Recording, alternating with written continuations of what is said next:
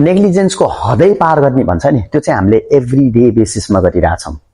हाम्रो पेट्रोल गाडीमा डिजेल हाल्छौँ, कहिले हाल्दैनौँ नि। आइफोन ब्याट्री लो भयो भने एन्ड्रोइड चार्जरले कहिले चार्ज गर्छौँ, ब्याट्री बिग्रिन्छ भनेर गर्दैनौँ नि। गाडीको इन्जिनमा अलिकति आवाज आउने बित्तिकै लगेर मेकानिककोमा लगेर बुझाइहाल्छौँ।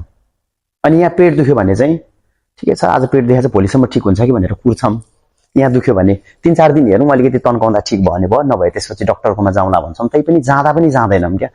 यही त प्रब्लम छ। हाम्रो बडीलाई के चाहिन्छ, कसरी क्यारी गर्नुपर्छ भन्ने कुरै थाहा छैन। अझ एकदम बेसिक लेभलमा जाँदाखेरि यहाँ के हाल्नुपर्छ थाहा छैन क्या। बडीलाई के खुवाउनुपर्छ र के खुवाउनु हुँदैन भन्ने कुरै थाहा छैन।